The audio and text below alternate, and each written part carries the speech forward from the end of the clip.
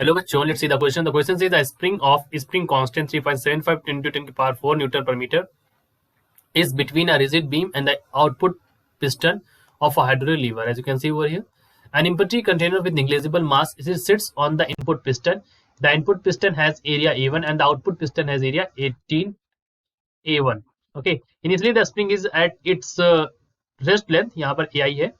How many kilograms of sand must be slowly poured into the container to compress by 5 centimetre. ठीक है, तो ये हमें बताना है कितनी सैंड हम यहाँ पर डाल दें ताकि इसका कंप्रेसर इतना हो जाए.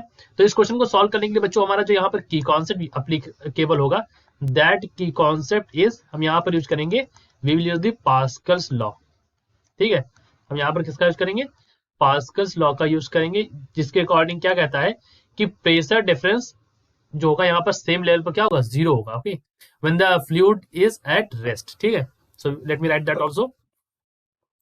the pressure difference the pressure difference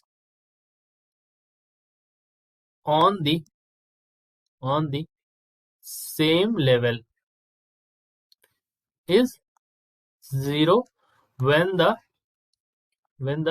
fluid is at rest. fluid is at rest. जब फ्लूइड रेस्ट पर है तो यहाँ पर सेम लेवल पर प्रेशर डिफरेंस तो होगा नहीं, ये जाहिर सी बात है. अब देखो यहाँ पर क्या है बच्चों, आपको जो जो वैल्यू दी पहले वो तो हम लिखेंगे. के दिया स्प्रिंग कांस्टेंट 3.75 इंटू 10 की पावर 4 न्यूटन पर मीटर. एरिया दिया है area of the out input piston i और area of the output piston AO. So input piston का एरिया, ठीक है, ये हमारा एआई है, और आउटपुट पिस्टन का क्या है, एओ है.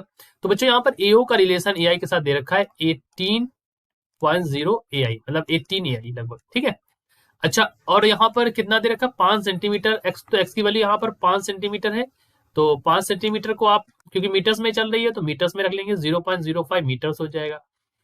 ठीक है, आपको एम निकालना है. ठीक है, अब आपको पता है, मैंने बताया पास्कल लॉ में P1 बराबर P2 यहाँ पे हो, तो P1 बराबर P2 रख लीजिए. और यहाँ पर P इज इक्वल टू क्या होता है, F बाई ए, एफ बराबर M G by A I input. और यहाँ पर P बराबर F बराबर के एक्स है, क्योंकि स्प्रिंग है यहाँ पर, तो के एक्स, और यहाँ पर क्या हो जाएगा, एओ बराबर 18 ए आई. राइट, अब आप दोनों, आपको क्योंकि निकालना है m, so you can find it m over here. So m is equal to what, m is equal to k x a i divide by 18 a i into g. G भी आएगा. ठीक, तो सॉल्व कर लीजिए.